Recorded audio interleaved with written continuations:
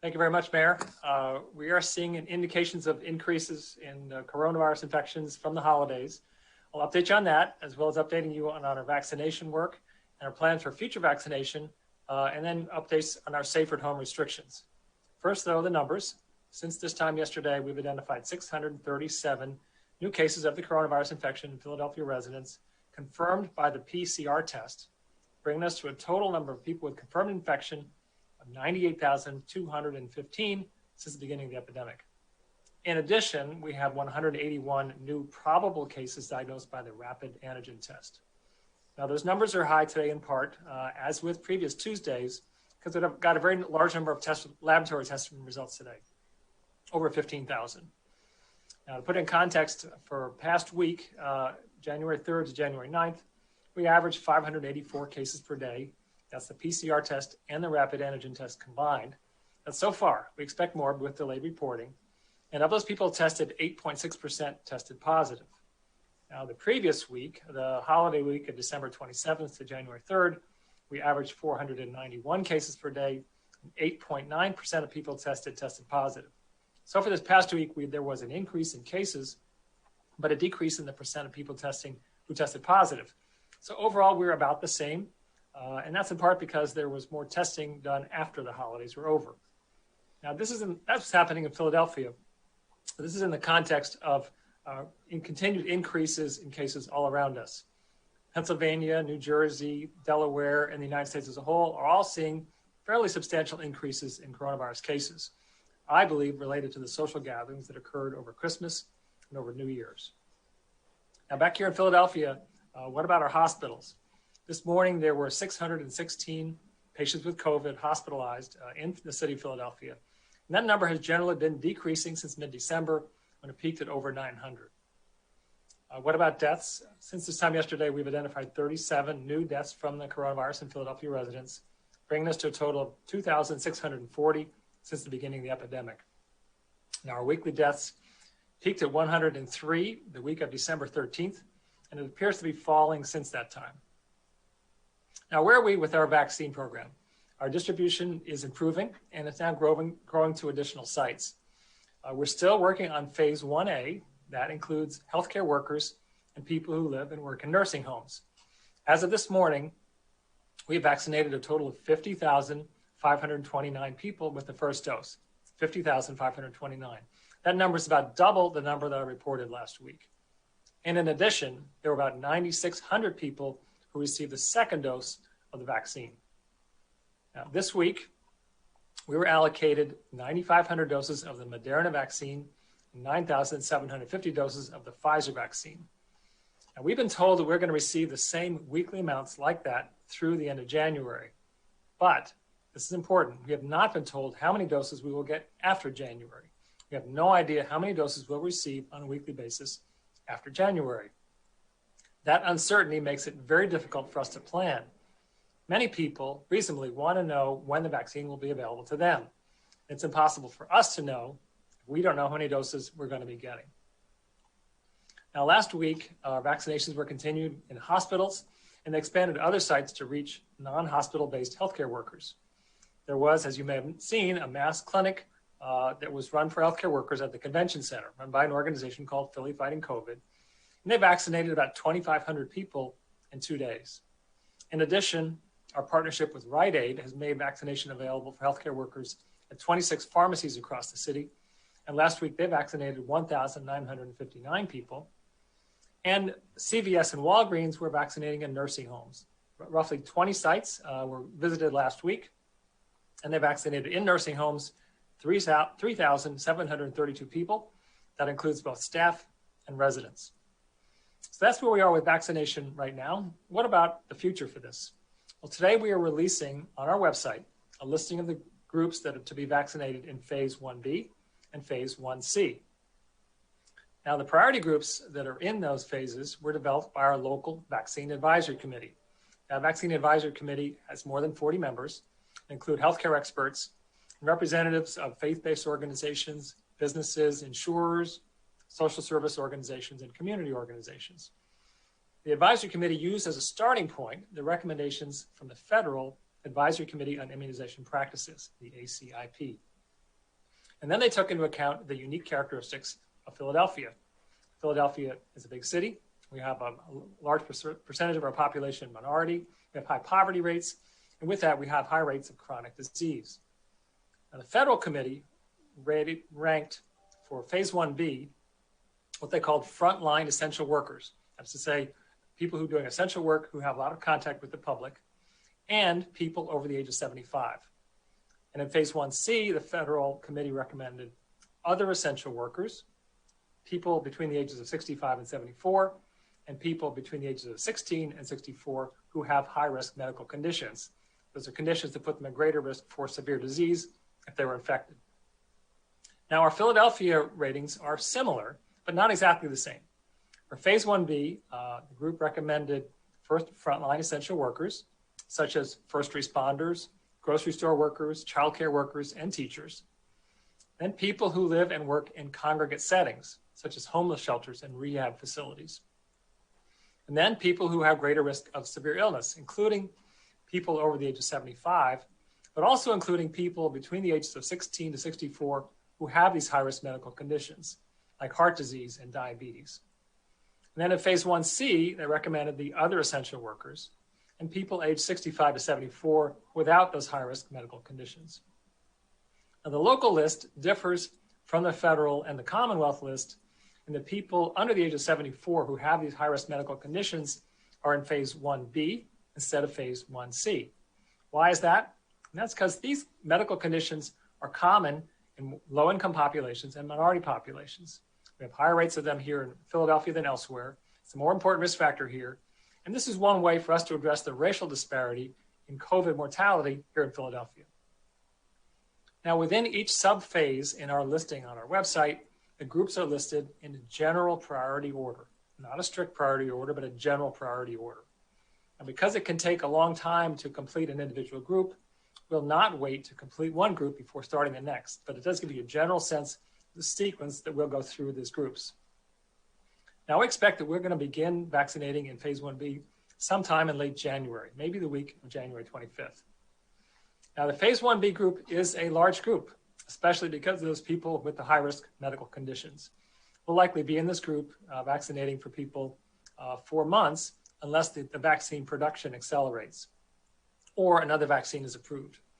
But we'll not wait to complete phase 1B before we start phase 1C. Now, we've gotten a number of questions on how the vaccine will be distributed and where people can get it. We don't have all of this worked out yet, but here's what I can tell you today.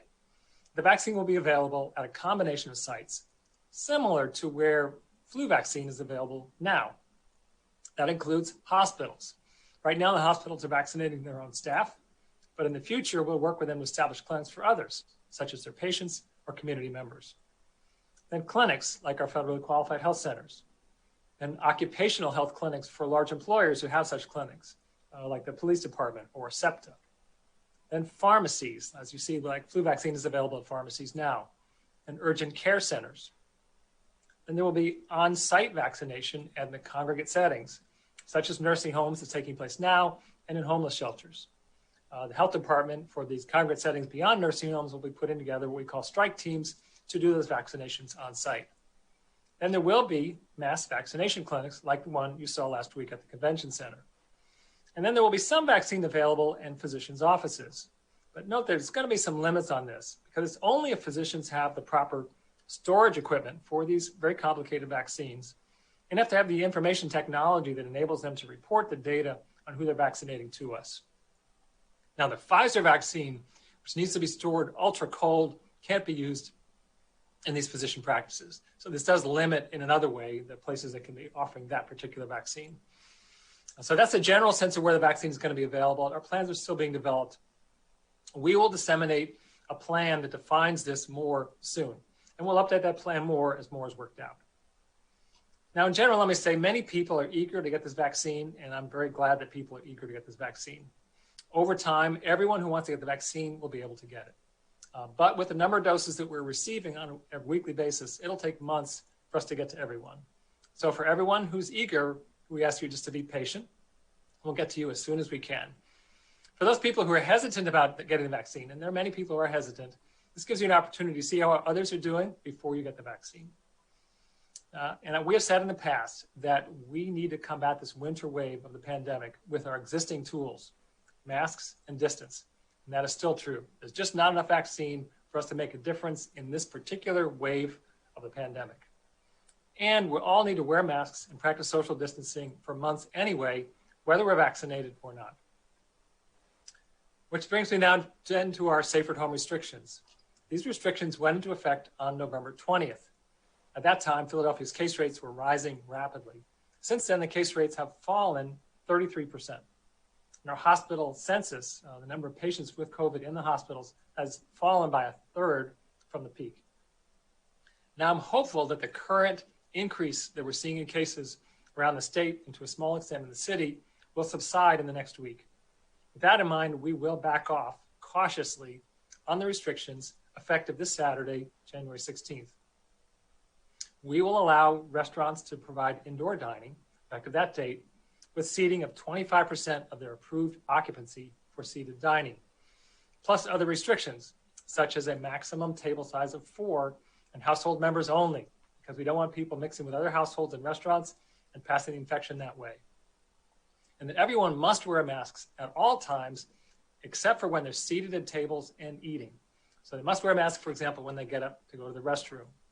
And the servers must wear both masks and face shields. Now, just to note that this 25 occupancy for seated dining is not 25% of maximum occupancy of a space. The legal occupancy of a space may be much larger than how many people can be seated at a restaurant. So this 25% is not comparable to the occupancy limits we have in other spaces. Now, with this, with all of our restaurants, we're encouraging them to improve their ventilation to reduce airborne spread of the virus. There are 3 things in particular we're looking for restaurants to try to maximize. First, to maximize the percent of outdoor air that is circulated by their heating, ventilation, and air conditioning system, their HVAC system. The more outdoor air there is, the less any viral particles that are in the air are recirculated. Then we'd like to have restaurants have a filter in their system that has an MERV or MERV rating, 13 or greater. And then we'd like to have the system circulate enough so that there are 6 air exchanges per hour or more. To put it another way, that the air changes over in the indoor side of the restaurant every 10 minutes on average. Now that's what we're asking restaurants, not requiring, but asking restaurants to do across the city. But we're also currently working on enhanced standards that would be required for restaurants to have an increased percent occupancy. Now, we're not ready to announce that yet, but we hope we will announce that soon as we're ready. Now, we're also, with this changes in our restrictions, we're going to allow theaters to reopen the maximum occupancy of 10% and a requirement that everyone wear masks and that no one be served food or drinks. Because if you're consuming food and drinks, then you can't wear a mask. So to put this another way, if you're a restaurant, you cannot have entertainment. If you're a theater, you cannot have food, or you can have a theater that's not serving food, but you can't do both. And we're also allowing colleges to reopen for in-person instruction with occupancy restrictions and masks. Now, we will continue to prohibit indoor catered events and indoor social gatherings of any size. But these are social gatherings where people gather between households, and that's how the virus spreads from one household to another. This, we think, is the primary way that the virus is spreading right now, except for when it's within household members. So these are very important, so we're not allowing those to restart now. Now, there's detailed guidance for all of our sites on our website, www.phila.gov/COVID. And with these changes, I just need to remind people, as always, it is possible that we'll reinstitute these restrictions if the case rates rise and if we have reason to believe that the virus is spreading at these sites. Now, one other concern that I mentioned last week, I want to remind people this week. College students will be returning to Philadelphia very soon. In early September, we saw a surge in cases in Philadelphia because of those college students related to social events. We don't want to have a repeat of that now. So we're working with the colleges to try to prevent social gatherings among the students of any size. That's for their sake, as well as the city as a whole. So we're asking college students and universities to take those restrictions very seriously. So what should people do now? Well, remind people that the vaccine, as much as it's great that it's here, will not help us get through this winter wave. We need to use the tools we already have. So that means no indoor gatherings, no parties, no inviting friends over, no inviting relatives over, no sleepovers for the kids. Avoid travel, because if you travel, you get to get together with others. If you do get together with anybody, do it outside with masks. When you go out for errands, wear masks everywhere. That's it for today. All of our information is at our website, www.phila.gov/COVID. Thanks. Thank you, Dr. Farley. And as I noted before, we're going to move Armando's translation of Dr. Farley's and the mayor's opening remarks until the end of the questioning at 2 p.m. And we're now going to move directly to Q&A for members of the press. I wanted to point out that today we're again joined by Managing Director Tumar Alexander, and also with us today is Deputy Mayor Cynthia Figueroa for questions on the meal sites.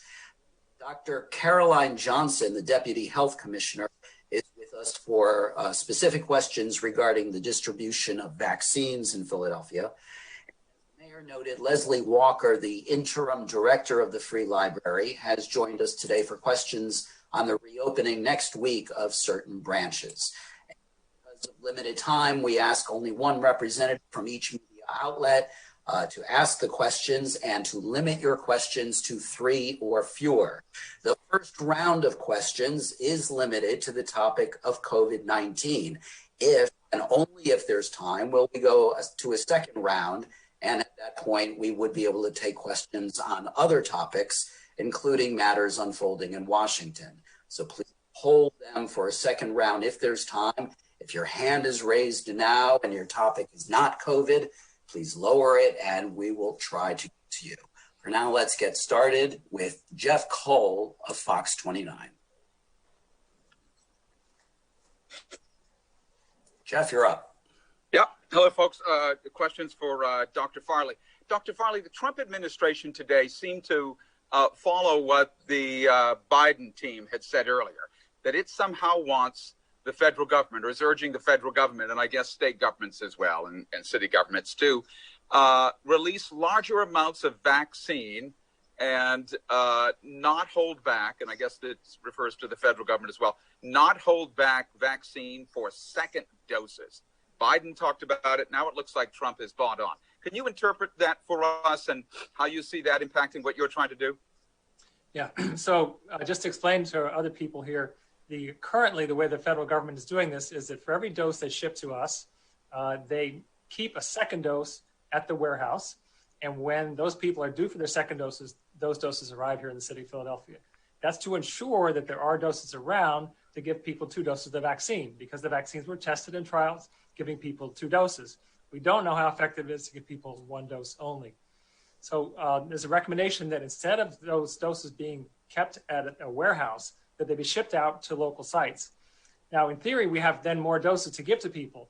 The problem with that is that if we were to administer those doses to people, and we don't have a guarantee of how many doses will arrive in the future, we may have people that we vaccinate with their first dose, and we don't have any vaccine left when they come in for the second dose.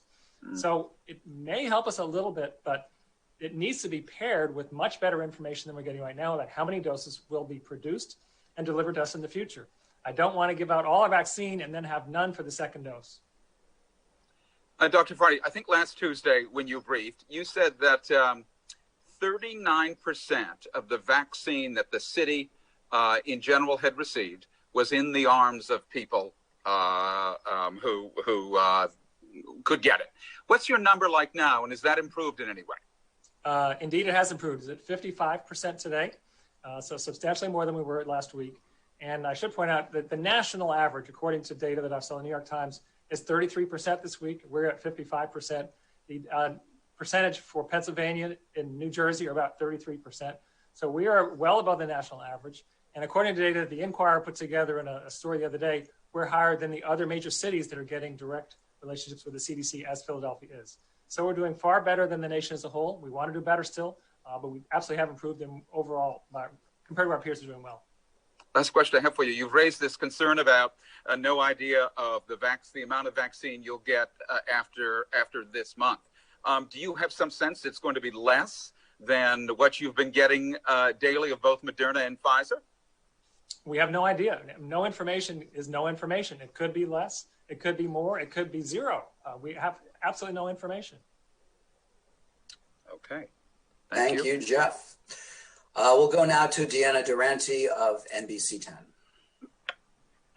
Good afternoon. I'm curious, the CDC Operation Warp Speed just had an update at noon today saying that it wants states, and I don't know if Philadelphia would fall into this category because you are the super site, to not hold back with the 1A category or to go ahead and move on to 1B. Don't hold the doses for everybody in 1A, but keep moving the train going. And if you've got people in 1B, give it to them rather than have vaccines sit on the shelves. How does that affect how you're dosing now, and would you go along with that recommendation if it does impact you? Well, we've always said that we're not going to wait until phase 1A is complete and everyone is covered in phase 1A before we move on to phase 1B. Okay. We're still at the point where there are many people in phase 1A that we need to vaccinate. As I said, we will probably start with phase 1B at the end of January, perhaps January 25th. It's only a couple of weeks away. And so we are moving as quickly as we can. And you talked about Philadelphia being ahead of the national average and looking at how the state's numbers are about 33%. The CDC seemed critical of state reporting, saying that the reporting numbers either appear to be slow or that the states and cities appear to be slow in giving the vaccine out, saying that you'll get more doses if you give more doses. So what's your reaction to that they're offering what it appears to be an incentive? The more shots you give, the more shots you'll get. This is the first I'm hearing about that. In the past, they've simply said you're going to get doses on the same as every other jurisdiction on a per capita basis. Okay. And again, that briefing was just at noon, probably while you were getting ready for this one. So thank you. Thank you, Deanna. And now let's go to David Melandra of Philly Sports Network. My question is for Dr. Farley. I just want to get your overall thoughts about how the NBA has handled their situation with the COVID situation, especially what they did with forcing the 76ers to play with 7 players this past weekend. The NBA has protocols that they, we work with them on, or we approved when they first set this up. It does require that people who are exposed be quarantined. And I don't know all the details that happened there, but my understanding is that they follow those protocols, which is what they need to do. And my final one for you and for the mayor is there's a report that the NFL is encouraging all their teams to offer up their stadiums as a mass vaccination site. Would you be open to allow Lincoln Financial Field to be a mass vaccination site? I'm sorry, is that a question for me or the mayor?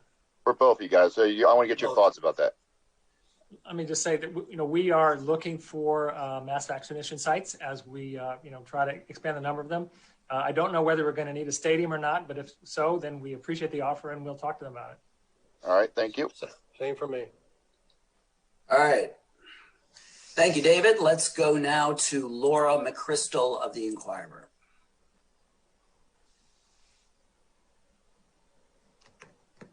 Laura, you're up. Sorry, it took me a minute to unmute myself there. First, a question for Dr. Farley. Even if the, cases you said have, this current spike might subside in the next week, why ease restrictions when overall, there is still rising cases? We're not down to where we were in the summer or anything like that. It's a fair question. There is a downside to these restrictions, which everybody sees. It hurts the economy. People don't have jobs, and it has relations right on down to our increase in homicide rate, which I think is related to that. And so we are trying to strike a balance between protecting people from COVID and limiting the downsides of these restrictions. That's not an easy balance to do, but I think our sense is that things are probably going to get better with the epidemic from here. And so we're trying to allow some of that activity, the economic activity, to take place. Okay.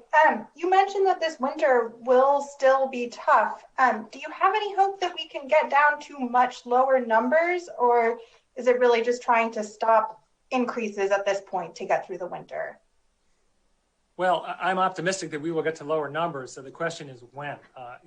It looks like this virus is following the same pattern of other respiratory viruses, and it's worst right around now in January, and it's at its best in the summer. So the tendency is for it to get better from here, but I can't give people a sense of how quickly that's going to take place. Okay. And lastly, on the vaccine for this next group of people to be vaccinated, how will they register to get the vaccine? Well, there are different groups there. There are people who are essential workers, and so we'll be contacting them through their employers. And then there are people over 75 who they'll be given directions as to where they can go and just show the fact that their birth date.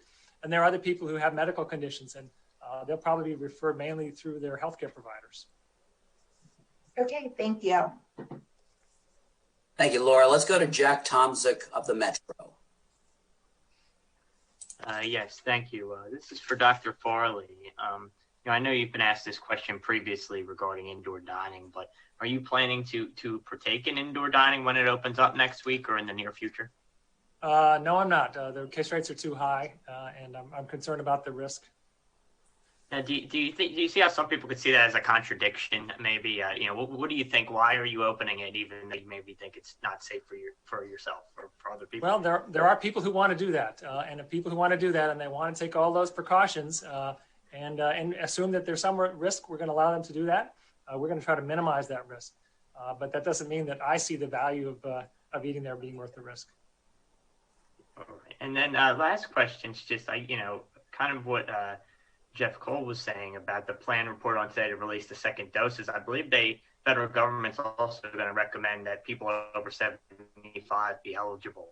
How would that change your plan? I didn't quite catch that last question. Can you repeat it? Yes, in that federal plan to release both doses, I also saw a report that the federal government's going to ask that people over 65 be, inoculated immediately. What is your response to that? Do you think that could be done? Well, I believe that there are some states that have done that, at least a couple of states, and I have real concerns about that if you say anybody over the age of 65 can do this, then it essentially becomes first come, first serve for people over 65, of which there are very many. And if you do that, then the people who tend to get vaccinated are the people who have the most resources. The people who can really work the system or have lots of time on their hands. That's not the way that you save the most lives. There was a reason for the priority system, and that is to try to save as many lives as possible. And this was worked through by a lot of committees that thought about many different factors.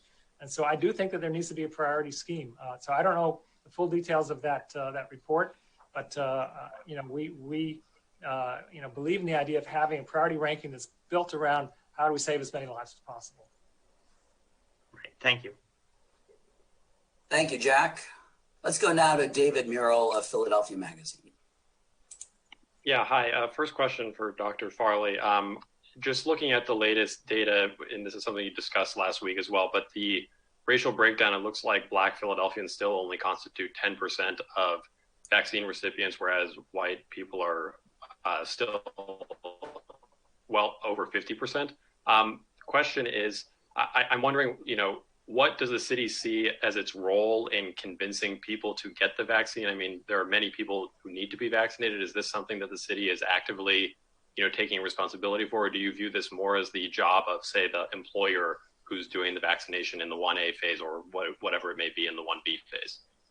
I think it's an obligation for all of us. I don't think anybody feels that it would be right to have a population that already has many other problems and many chronic diseases than also to be under-vaccinated. Now, you can't force people to be vaccinated, and you can't persuade people that you're trying to force them to be vaccinated, or they may just resist more. But I think we all have an obligation to really make sure that it's available, make sure people really understand what the risks and benefits are, and have plenty of conversations so that we can encourage high vaccination rates amongst the people who are African American and other minority groups. I think those conversations are taking place at hospitals now. We've had good conversations with the hospital's chief medical officers about how to do that. We're going to continue to work at our level to see what we can do to make sure that people who have the most disadvantages have opportunities to be vaccinated. Yeah, I mean, could you share, sort of what specific things are potentially are being done to, have those conversations? And I'm also just curious. I mean, for instance, if there's any city effort to reach out to people who initially had expressed either, not a negation per se, but on the fence, not making an appointment affirmatively. Right. So first of all, right now we still have a pretty limited group of people who are eligible for the vaccine, just healthcare workers. As we get out to being more available to the general population, we will be doing more things that involve community leaders, and probably will have a media campaign that promotes vaccination. we don't want to do a media campaign promoting vaccination for any population right now because the vaccine isn't available, and it would simply frustrate people.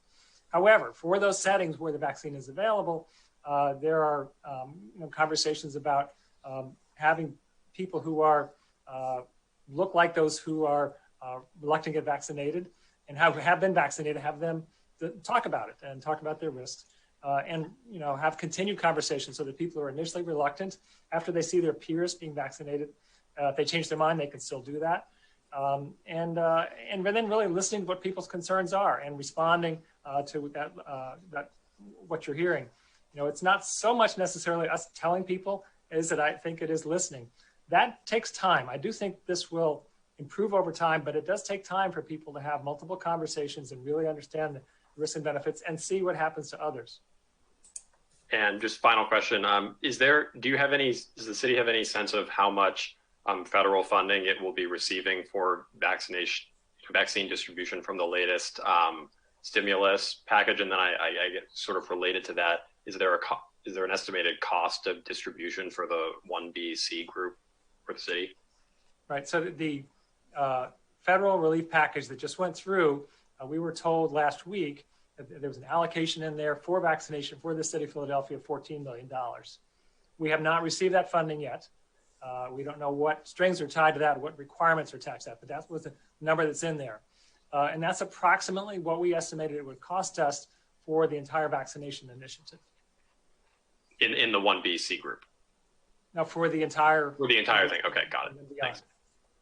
All right, thank you, David. And let's go to Mike Donofrio of the Philadelphia Tribune. Okay, I think I'm unmuted here. All right, I guess this is for the mayor. I've heard that health department inspectors are receiving some threats as they attempt to conduct compliance inspections, and especially health department employees who are women of color. How is the administration addressing this? Well, we're trying to, in situations where we think they're going to run into trouble, we would like the police to accompany them. We're in an environment in this country where everybody's angry. Everybody seems to be nasty. Trying to keep our people safe as possible, and police, when necessary, will arrive. We'll meet them there and conduct the inspection. And if people are too out of hand, they're going to get locked up. And do you foresee any additional or putting in place any additional consequences to those restaurants or businesses that do threaten, city employees or inspectors who are just trying to do stuff? If you threaten a city employee, you're going to get locked up.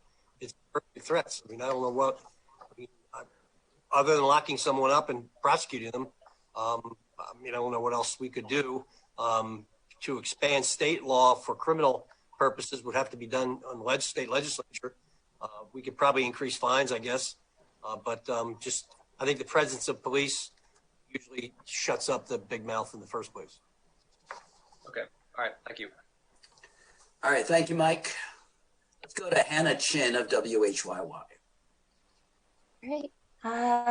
Great. I think this question is probably for Dr. Farley. I think following up on your answer to Jack's question earlier, as the city prepares to move into phase 1B and then towards the general population, I'm wondering if you can provide a little bit more detail about how equitable access to vaccinations will be managed in terms of, I know online signups, for example, would require reliable internet access, or other signups would require some form of language and location access, particularly as we open this up to no longer just healthcare workers.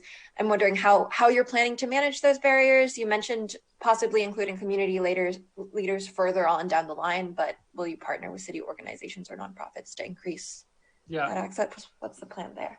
Yeah, initially, of course, we do communicate to people through email and text, so that, but we'll have to look into ways for contacting people by phone numbers that we don't have, other ways through means other than that to contact people, and they may come for certain populations. It's publicly known that people can call a certain number and make an appointment, be vaccinated. We're going to have to use multiple different strategies. Okay, but there's not a plan specifically in place around what those might look like yet. Let me see, Dr. Carolyn Johnson is with me here. Let's see if she has anything more to add about ways we'll be reaching out to different populations. So I think we're very dependent on working with partners and community agencies to identify vulnerable individuals who might not have as ready access to the internet and to sign up. So a lot of this work will be community-based and driven by the organizations that represent those communities. Okay. Thank you, Dr. Johnson. I guess my second question would be, how are you going to determine, especially because Philadelphia is determining eligibility a little bit differently than the rest of Pennsylvania, wondering how you'll determine individual eligibility. Will residents who, for example, qualify within phase 1B now in Philadelphia, but not in, say, Montgomery County, will they need to provide proof of Philadelphia residence, et cetera, in order to get the vaccination if they wouldn't be eligible somewhere else? So we are not requiring proof of residence now to be vaccinated. We're trying to have this be as streamlined a process as possible. If we try to be require too much documentation, then we'll be slow getting the vaccine out. So yeah, we're not going to do that. Okay, and I guess along those lines, I'm wondering how you're planning to manage the fears of those who might be scared or worried about coming in to get the vaccine due to immigration status or other things that might make them kind of more vulnerable. Are you going to manage those fears? You know, as far as immigration status, let me be clear that the vaccine it's free, it's eligible to everyone. No one has to show any documentation that they are, that they're a Philadelphia resident. We don't know that they're, whether they are a legal immigrant or not. We want to just dispel that fear. This has nothing to do with documentation status. Okay, thank you. Dr. Johnson, did you have anything you wanted to add on that topic since we have you tonight? We've already been approached by some of the clinics that serve the undocumented residents of Philadelphia, and they're very willing to vaccinate their population, and we're very happy to give them the vaccine to do it. So I think we'll be able to actually meet that need in the city. Great. Thank you, Dr. Johnson. Thank you, Hannah. Let's go to Maggie Kent of 6 ABC. Hi, guys. My question is in regards to large vaccination sites. Will we... Maggie, hold on one second. You just muted, got muted again. Try it. Hi there. Go ahead. Will we be seeing a return of the site at the convention center? Will we be seeing large vaccination sites? I know that New York, LA, San Francisco, they're planning on doing 24-hour vaccination clinics. What's the large scale infrastructure that you have in place right now? I know there's a lot of, we're looking at this, we're thinking about that, but is there anything on the books right now? I'm going to let Dr. Johnson answer about whether they have anything scheduled we can announce today. But, again, I will point out that we are above those other cities and most of the states in the nation as far as how much the vaccine we made available. I think we've done fairly well so far, and we'll make as much progress as we can with our own system. But Dr. Johnson, you want to talk about whether we have any other mass Sure. scheduled to talk about? Mm-hmm. And I think that last point is important in that it is not the administration of the vaccinations that's the limiting factor right now. It's the amount of vaccine. So we could run 24/7 too, but if there's no vaccine to give people, that doesn't help anyone. So yes, we have another mass vaccination event scheduled for this weekend, and we are putting in place a plan where we may have standing mass vaccination sites in various areas of the city. So we are identifying partners who will run these events for us, and we will probably run some of them ourselves as the health department. So I think you can expect to see many more mass vaccination events occurring in all areas of the city and on different timeframes. But again, it's the supply of vaccine itself that limits how much we can do. Thank you. I just have a few unrelated questions if we do a second round. Yeah, thank you, Maggie. We're going to go to Johan Calhoun of Chalkby. We have about 8 more hands raised and only about less than 15 minutes, so I highly doubt at this point we will have time for questions on other topics, but how it goes. Johan, if you could take it away. Sure, thank you. Before my questions, just to be sure, phase 1 may begin the last week of January, correct? As compared to February 1st, what you announced last week? It's, I was referring to phase 1B. We are currently in phase 1A. So phase 1B is likely to start right around the end of January. Okay, fantastic. First question is for Dr. Farley.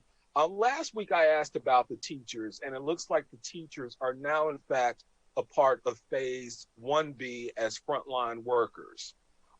What's the rollout plan for educators? Will there be a priority list for ages or grades or schools, like what part of town, or will it be like a first come, first serve through online registration? I'm going to let Dr. Johnson answer that. So we haven't made any decisions on how to roll this out within the schools as far as prioritizing certain grades over other grades.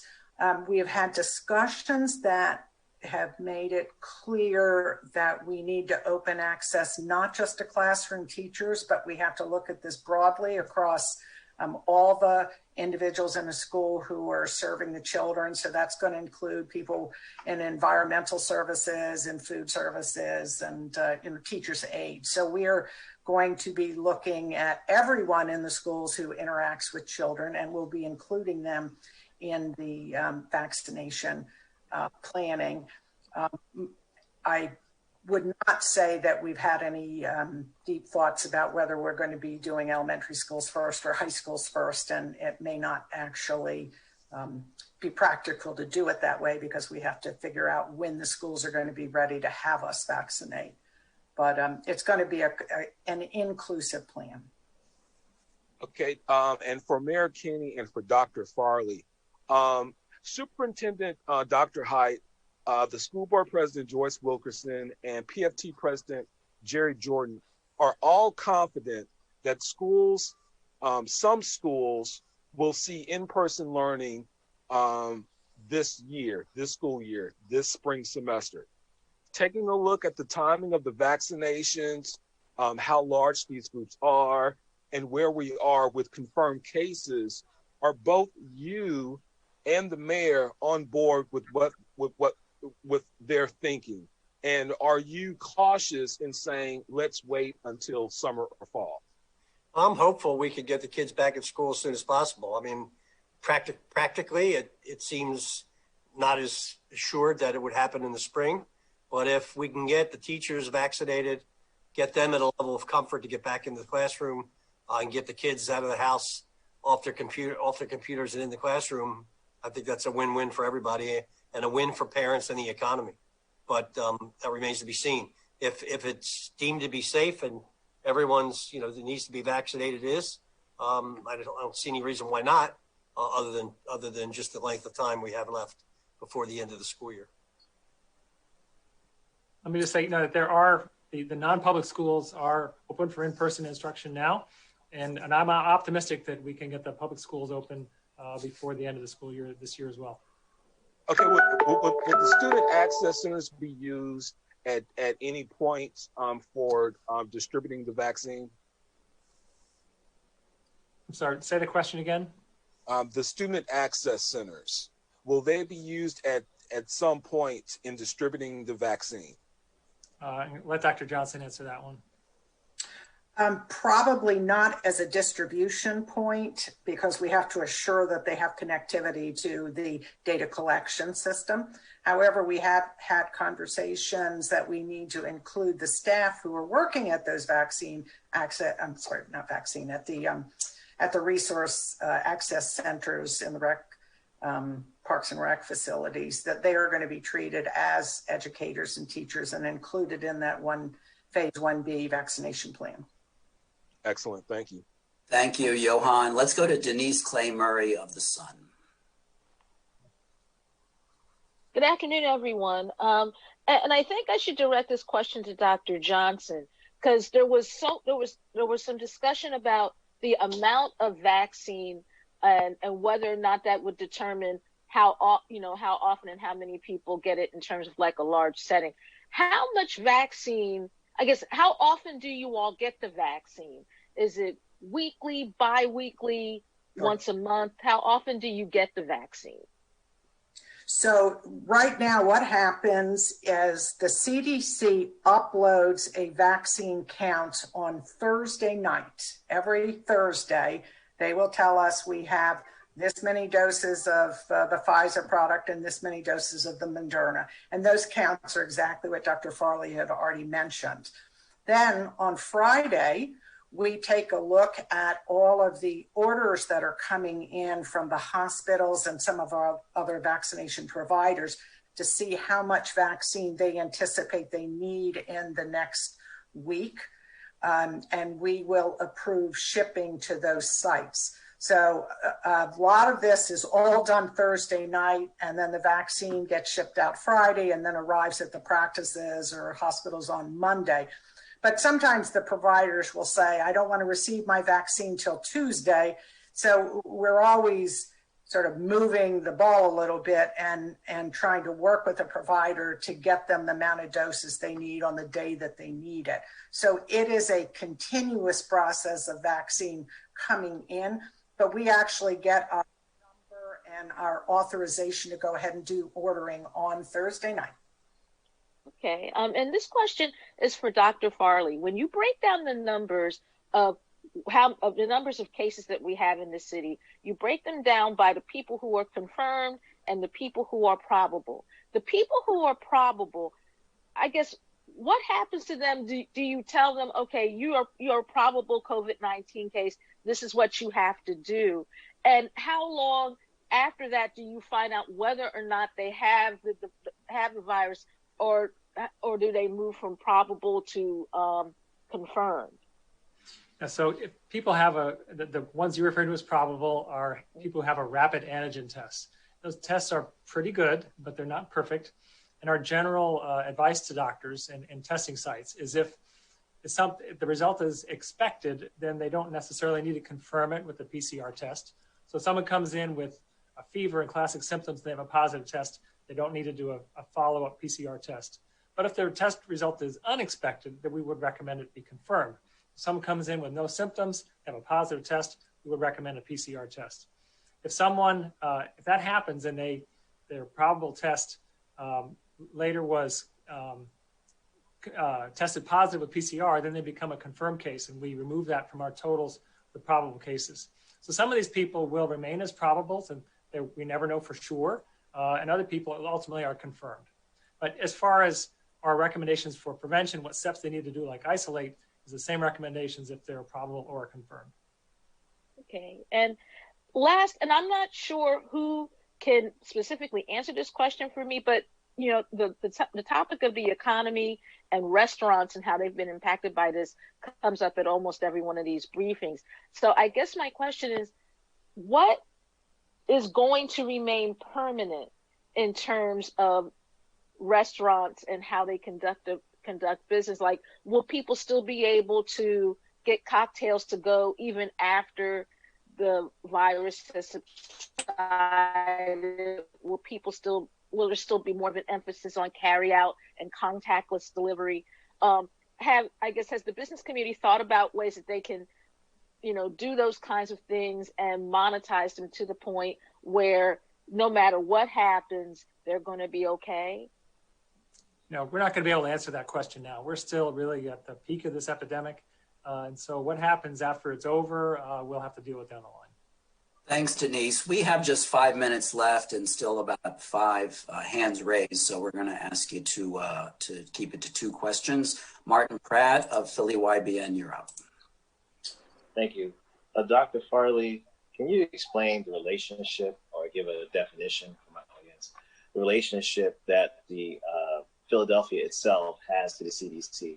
What status is Philly in as compared to other cities?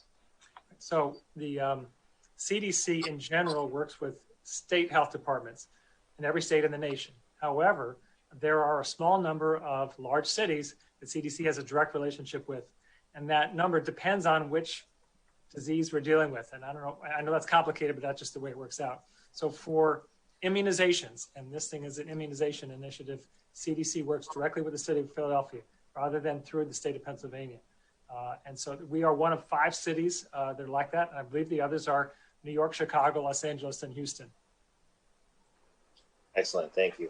And lastly, can you explain a little bit more in depth when you say that waiters and waitresses should wear a face mask and a mask?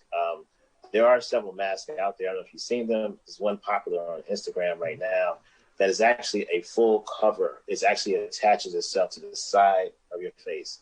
And I would think that that would be a lot easier than having a mask on and a face shield. So is that something that the proprietors of these restaurants can ask their employees or by themselves, that it covers them out? It does cover them out. There's no opening around the underneath. Yeah, we'd have to look and see what these masks that you're talking about looks like. And what you're looking for is a filter that's over their mouth so that droplets get caught. And then the face shields covers them in case anybody else were to cough at them, they wouldn't get droplets into their eyes. If that achieves both of those, then we would find them acceptable. But I'm not so sure that does achieve the first of those. There are things that are sold out there that may look nice, but they may not really be as effective. Okay, I'll send you an email. Thank you. Okay, thank you, Martin. Let's go quickly to Manny Smith of CBS 3. Manny, I just got to find you on the list. I know you're having technical difficulties in raising your hand. Yeah, I got it to on mute. Good. Go ahead, Manny. We just have 2 questions. I know that there's additional guidance coming up on the website for businesses. It's not there yet, but if Dr. Farley, even for the folks who don't read it and only see it on TV, what specifically are a few of the tips that you would like business owners and those going out to indoor dine to take as additional precautions when they start to go out this Saturday? Well, the key precautions are that no more than 25% seating capacity, no table of more than 4 people, only a household should be sitting at a table. So people should not be going out to dine with people who they don't live with, because when you're sitting at a table not wearing a mask, you're sharing the same air. You're going to infection can spread from one person to another. And then the guidance to the restaurants is we really want them to take seriously these ventilation recommendations. All right. And then my second question is having to do with COVID-19, but the Capitol uprising. I know that we've seen some... Manny. We've seen some reports of rising numbers. Manny, I'm sorry. This is limited to top questions on COVID-19. It's about the coronavirus rates, though. We've seen a couple legislators, now up to 3, report that they are positive after some interactions there. Just wondering if we generally are tracking that in the city, or if there's a concern specifically just about numbers or rising rates from that event. That event was in Washington, D.C. I don't know how many people from Philadelphia were participating in it. I imagine it's small, so I'm not particularly concerned about that. Okay, thank you. All right. Thank you, Manny. And we have time for one last COVID-related question from Jason Laughlin of the Inquirer.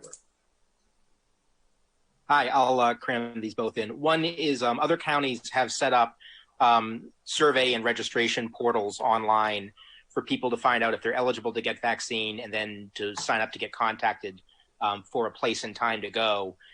Is the city setting anything like that up? And secondly, the city included restaurant workers, food service workers in its 1B priorities, and the state put them in 1C, and was curious why you thought you might want to prioritize those here. As far as the first question, right now the doses are limited enough and the populations are limited enough that we don't have something planned immediately for on the website, and the populations are pretty well defined. As we move into 1B, we may want to do something like that where the populations are less well defined, and we need to make sure that we can find those people. As far as the second question about why food service workers might be in 1B here and 1C in the Commonwealth, I'll see if Dr. Johnson can answer that.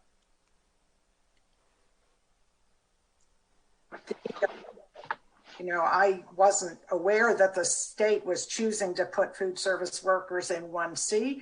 I think the intent of the federal advisory committee immunization practices was to include them in a higher grouping. And it seemed to us to be somewhat artificial to not include servers and people working in restaurants. So I think our goal was to really achieve some level of equity by treating that industry as a whole. Okay, thank you. And Thank let me you, add, Jason. Go a ahead. server who's working around people who don't wear masks has a lot of exposure, and we certainly want to protect those people from acquiring or spreading the infection.